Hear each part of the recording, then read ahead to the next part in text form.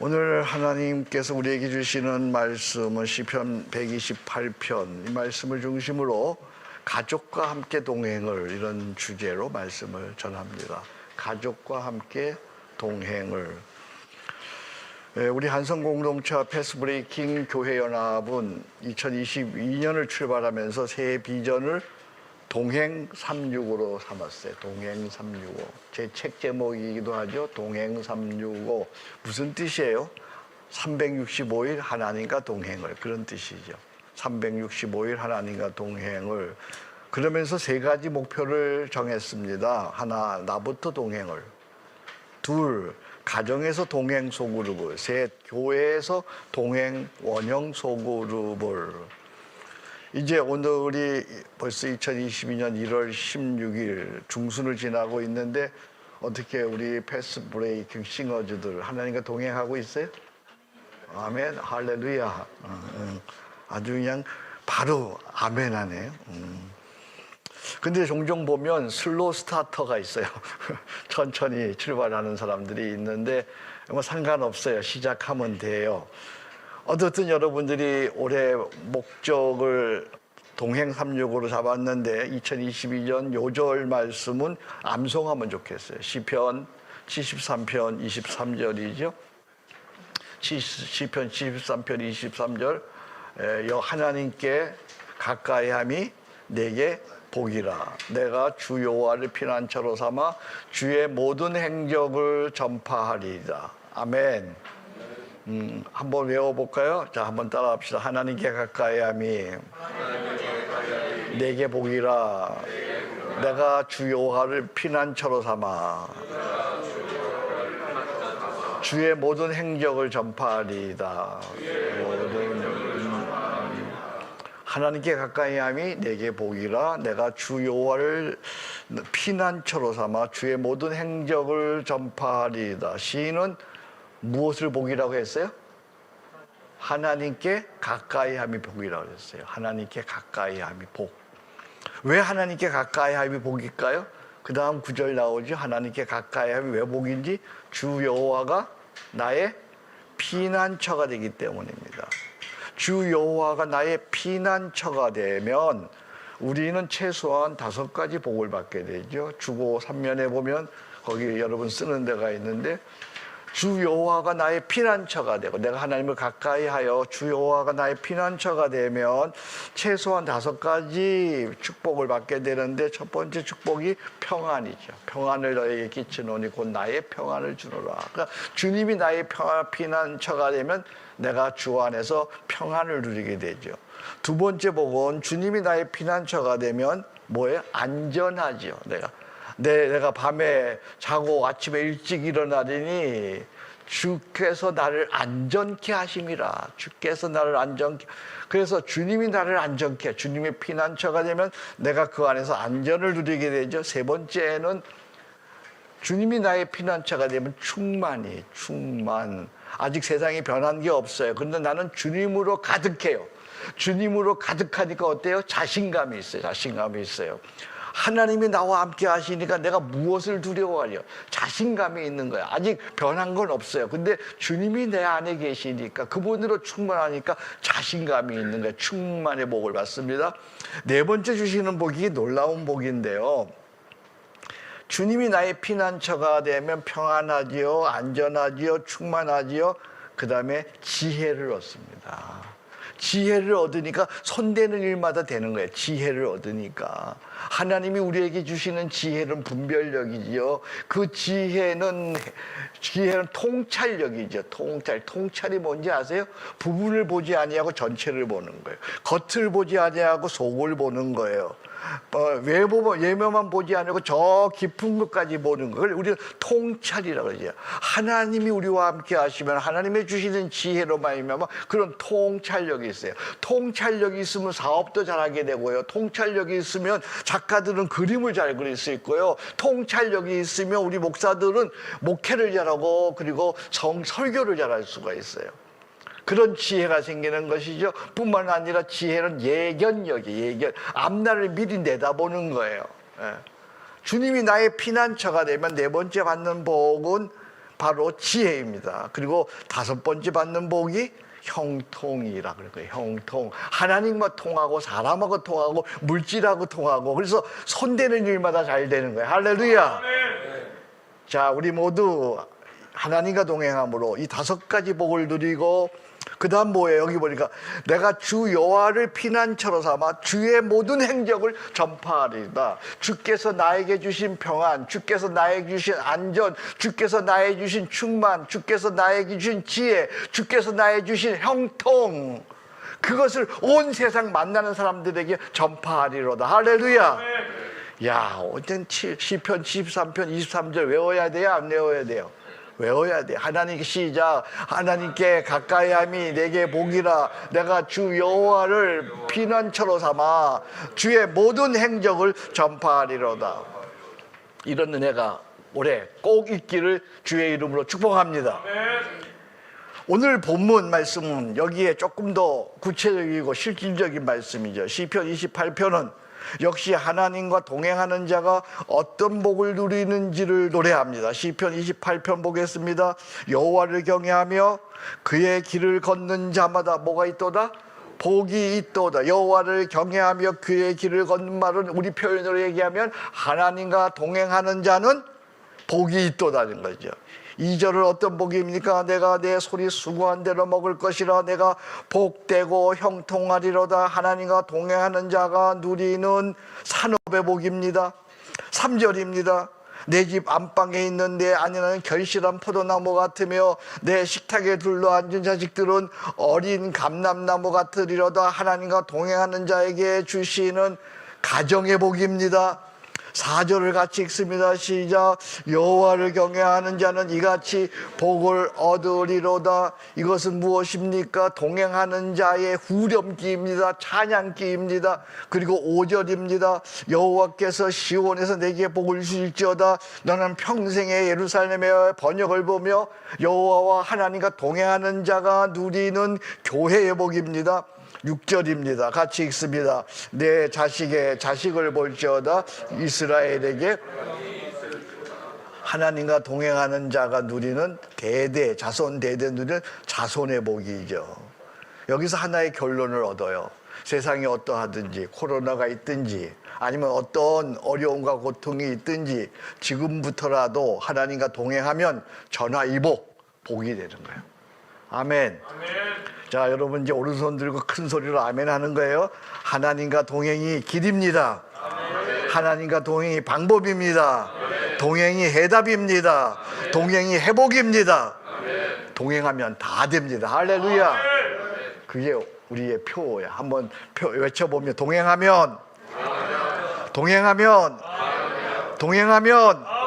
할렐루야. 128편 1절이 바로 그 말씀이에요. 여호와를 경외하며 다같이 그의 길을 걷는 자마다 복이 있도다. 4절입니다. 여호와를 경외하는 자는 이같이 복을 얻으리로다. 나는 여러분들이 그냥 이론이 아니라, 그냥 기도가 아니라 정말 하나님과 동행함으로, 우리 한성 공동체에 와서 신앙생활함으로 이 같은 동행의 복을 누리기를 주의 이름으로 축복합니다. 이 복된 하나님과의 동행을 우리는 식구들과 해야 돼요. 식구들. 누구보다 식구들이 하나님과 동행해야 합니다. 하나님과 동행하지 않는 모든 것은, 잘 들어보세요. 하나님과 동행하지 않는 모든 것은 잘 되는 것 같아도요, 잠시예요. 하나님과 동행하지 않는 모든 것은 결국은 안 되는 것이에요. 하나님과 동행하지 않는 것은 죄 짓는 것이에요. 하나님과 동행하지 않는 것은 망하는 것이에요. 잘 되는 것처럼 잠시 보여도요, 아니에요. 결국은 망하는 거예요. 시편 73편 27절에서 보니까 무릇 주를 멀리하는 자는 망하리로다. 주를 멀리. 여러분 가까이, 여러분 정치하는 사람들이나 아니면 주변에 있는 사람들 보세요. 하나님을 멀리하는 사람들이 잘 되는 것 같아요. 얼마 동안 잘 되는 것 같아요. 근데 나중에 보니까 어떻게 돼요? 망하는 거예요. 망하는. 우리는 너무 많이 봤어요. 온 가족, 우리의 자녀들 하나님과 동행하는 은혜가 있기를 주의 이름으로 축복합니다. 정말이에요. 여러분의 자녀들이, 우리의 가정에 하나님과 동행해야 돼요. 가정 동행 소그룹을 위한 7가지 제안을 제가 저기 적어놨어요. 제안을. 가정 동행을 준비해야 돼요. 무엇이든 그냥 되는 게 아니에요. 준비해야 돼. 준비하지 않고는 되는 법이 없어요. 가정 동행도 마찬가지예요. 먼저 준비해야 합니다. 어떻게 준비해야 합니까? 7가지로 준비해야 합니다. 하나, 먼저 나부터 동행하라. 나부터 쉬지 않는 기도하는 거예요. 나부터 동행, 말씀 묵상하는 거예요. 말씀 묵상으로 나부터 사는 거예요. 사람이니까 때로 못할 때도 있어요. 근데 다시 시작하세요. 꾸준히 하세요. 쉬지 않는 기도와 그리고 성령의 감화와 말씀의 때마다 시마다 순종하는 거예요. 그러면 나에게 아름다운 덕과 능력이 나타나서 자연스럽게 신뢰받는, 존중받는 부모가 되는 거야. 그러니까 기도와 말씀은 반드시 순종으로 나타나야 돼요. 나는 여러분들이 쉬지 않는 기도를 하기를 바랍니다. 말씀 묵상을 하기를 바랍니다. 그런데 그것은 반드시 뭐로 이어져야 돼요? 순종으로 이어져야 돼요. 순종으로 이어질 때 존중받는, 신뢰받는 부모가 될 수가 있어요. 비로소 말하면 말빨이 맥힌단 말이죠. 먼저 나부터 동행하시기 바랍니다. 두 번째는 배우자와 가능한 대로 매일 동행 365를 함께 하려는 거예요. 쉬지 않는 기도는 주로 혼자 합니다. 아침에 사도신경 합니다. 낮에 십계명으로 기도합니다. 밤에 주기도로 기도합니다. 끊임없이 성호 기도합니다. 오 끼리엘레이선, 오 파라클레토스, 오 하나님 아버지, 오 예수 그리스도 기도합니다. 이 쉬지 않는 기도는 반복되는 기도입니다. 이걸 저는 이렇게 설명합니다. 주보에다 제가 줄긋게 해놨는데 영적 의식화 작업이야. 영적. 그러니까 이 쉬지 않는 기도는 영적으로 내 의식을 이렇게 의식화하는 작업이에요. 그러니까 기도하는 대로 내 마음이 갑니다. 기도하는 대로 생각이 갑니다. 기도하는 대로 행동합니다. 기도하는 대로 삶이 갑니다. 기도하는 대로 내 인생이 나아가는 거예요. 그래서 여러분들이 기도를 내 소원 중심으로, 내 필요 중심으로, 내 욕심대로 기도하면 오히려 이기적이고 독선적이고 무례한 사람이 되는 거예요. 여러분들이 종종 교회에서 보지 않아요? 기도 많이 하는 사람들이 점점 이상하고 오히려 욕심 많고 오히려 무례한 경우를 많이 봐요. 왜요? 사람은 기도하는 대로 되어지기 때문이죠. 그래서 우리는 소원과 필요를 넘어서는 기도를 해야 되는 거예요. 그것이 바로 아침에 사도신경으로 하는 기도요, 낮에 십계명으로 하는 기도요, 밤에 주기도로 하는 기도예요. 여러분 그렇게 기도하시면 아멘. 여러분들이 그런 방향으로 가기를 주의 이름으로 축복합니다. 내 소원과 필요도 종종 기도해야 되지만 그러나 우리 주님은 아셔요. 벌써 우리의 소원과 기도를 아세요. 그런 기도를 잠깐 뒤로 두고 사도신경으로 기도하고 십계명으로 기도하고 그리고 주기도로 기도하면 우리의 생각이 변화되어지고 우리의 삶이 변화되어지는, 그렇게 나아가는 거예요. 그런 성숙한 사람이 되어지는 거예요. 여기에 날마다 매일 새롭게 말씀을 묵상함으로, 이 말씀 묵상은 뭐냐면 거기다 적으세요. 영적 각성 작업이에요. 영적 각성 작업. 깨닫게 하는 작업이에요. 그러니까 우리가 쉬지 않는 기도로 말미암아 우리의 의식이 그렇게 사람이 그렇게 바뀌어져 가죠. 근데 이제 말씀을 매일 묵상함으로 말미암아 이제 새롭게 깨닫게 되는 거예요. 오늘이 16일인데 어제 읽었던 이 말씀 제가 잠깐 여러분과 함께 읽겠습니다. 우리 송호영 목사님이 매일 아침마다 영상을 올리죠. 여러분들이 각자 하면 참 좋지만 때로는 바쁘면 그 영상으로 차 타고 가면서도 할 수가 있어요. 자, 값진 은혜 15일자 날짜예요. 구원은 오직 은혜로 얻는다. 그렇다고 해서 구원이 값싼 것은 아니다. 하나님께서 독생자를 내어주실 만큼, 예수님께서 십자가에 돌아가실 만큼, 선조들이 순교의 피를 흘릴 만큼 은혜는 값진 것이다. 그런데 이런 은혜가 오늘 우리에게는 하찮게 취급되고 있지 않는가 생략하겠습니다. 값진 은혜로 구원받았으니 이제 값진 인생을 살아야 한다. 값진 인생이란 밭에 감추인 보물을 발견한 농부처럼 기뻐하며 주님께 투신하는 것이다. 값진 인생이란 옛 생활을 철저하게 청산한 삭개오처럼 주님을 내 안에 모시는 것이다. 값진 인생이란 배와 그물을 버렸던 제자들처럼 주님을 따르는 것이다. 값진 인생이란 향유 옥합을 깨뜨리는 한 여인처럼 내 것을 주님께 드리는 것이다. 값진 은혜를 한번 생각해 보세요. 값진 인생을 어떻게 사는 것이라고요? 농부처럼 주님께 기뻐하며 투신하는 것이고, 값진 인생이란 삭개오처럼 내 안에 주님을 다시 모시는 것이고, 값진 인생이란 제자들처럼 주님을 그물을 버리고 주님을 따르는 것이고, 값진 인생이란 향유 옥합을 깨뜨린 여인처럼 내 것을 주님께 드리는 거예요. 이렇게 우리가 날마다 말씀으로 이렇게 각성을 하잖아요. 이 각성하면. 그러면 내가 무엇이 부족한지, 내가 무엇이 잘못되었는지, 내가 무엇을 보완해야 되는지, 내가 무엇을 고쳐야 되는지, 내가 무엇으로 순종해야 하는지, 이렇게 나아가면 날마다 더 나은 하나님의 사람으로 성숙되어 가는 줄로 믿습니다.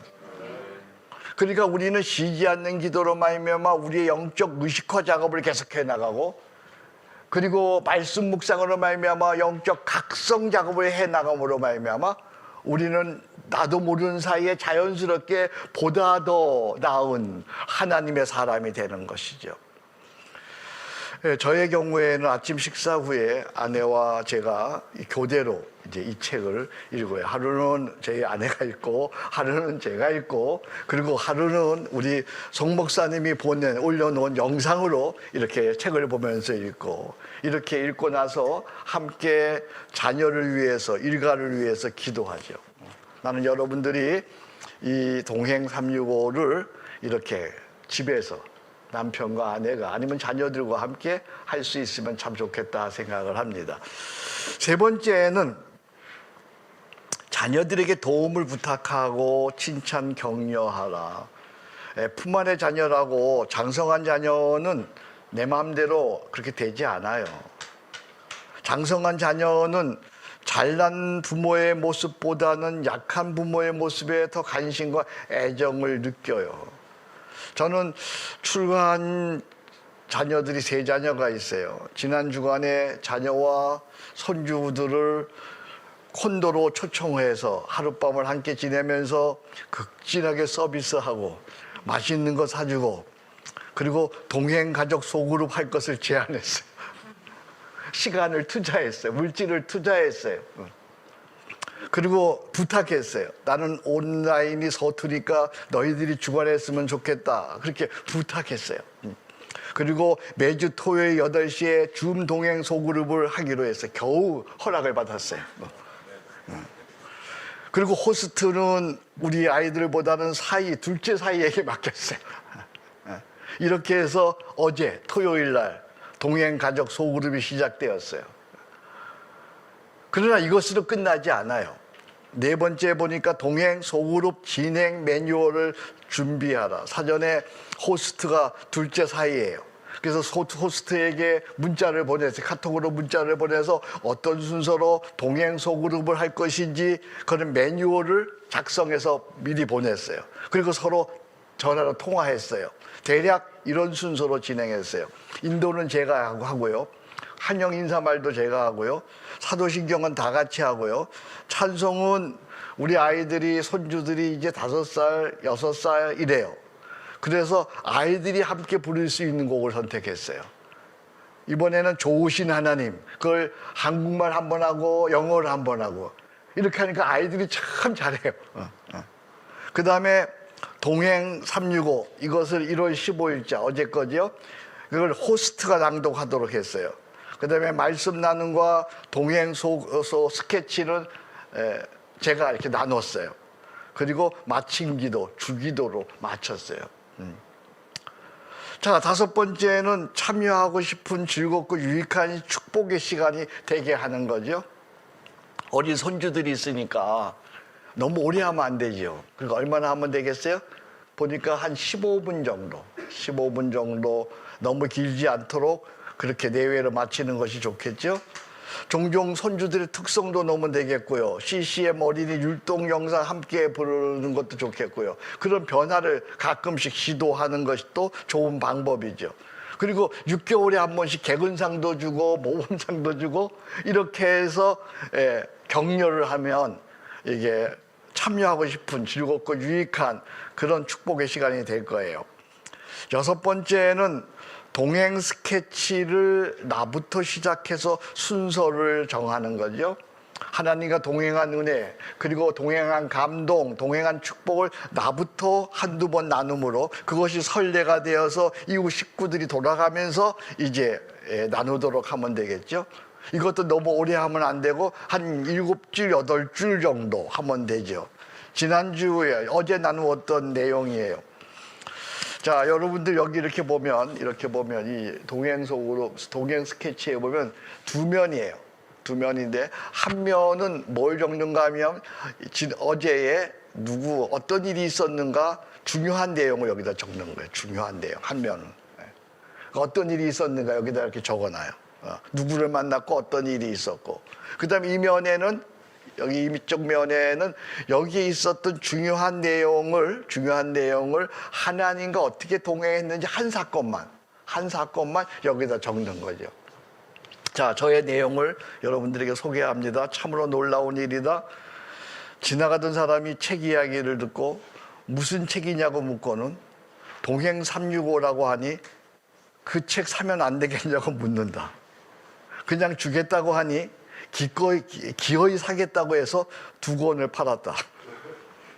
다음 날 또 다시 만나 그 책 너무 좋다고 다른 책 없냐고 그렇게 얘기해서 그냥 주었더니 그분이 선교비 금일봉을 보내왔다. 하나님과 동행하는 자에게 주시는 은혜이다. 그리고 그가 보낸 카톡이다. 목사님 오늘 책을 받고 많이 기뻤습니다. 그리고 지금 한 권을 읽고 있습니다. 주님께서 예비하신 만남이라고 믿으며 작은 힘이나마 목사님이 하는 일에 동참하고 싶습니다. 사랑하고 축복합니다. 할렐루야. 참 놀라운 일이죠. 하나님이 그래서 그분이 이번 주에 금일봉 헌금을 해 주셔서 제가 여기 밑에 여기 보니까 지난주 헌금 명당 거기 보니까 여러분 모르는 이름 선교 헌금 거기 적어놨어요. 이렇게 선교 헌금. 참 하나님께서 동행하는 자에게 주시는 은혜가 이렇게 놀랍습니다. 그 다음에 7번째입니다. 1년에 한두 번 여행을 겸한 가족 수양회를 하려는 거예요. 우리가 교육이나 성공을 위해서는 자녀를 위해 막대한 투자를 합니다. 근데 정작 신앙을 위해서 그리고 하나님과 동행을 위해서는 시간과 물질을 투자하지 않아요. 1년에 한두 번 아름다운 곳에서 신앙 수련을 실시해서 온 가족의 친밀함과 신앙 성숙과 동행의 축복을 나누고 누리는 거죠. 우리 가족은 벌써 한 15년 전부터 이걸 했어요. 이것이 그 나라의 전통이 되면서 1년에 2번 정도 이렇게 겨울과 여름에 이렇게 가족 수양회를 하는데 이것이 신앙 성숙과 하나님과의 동행에 큰 도움이 되고 있어요. 자, 가정에서 동행 소그룹을 제가 7가지 제안했는데 거기 한번 정리해 보겠습니다. 이제 말씀을 정리합니다. 자, 하나 그럼 여러분들이 읽으세요. 하나, 둘, 셋, 넷, 다섯,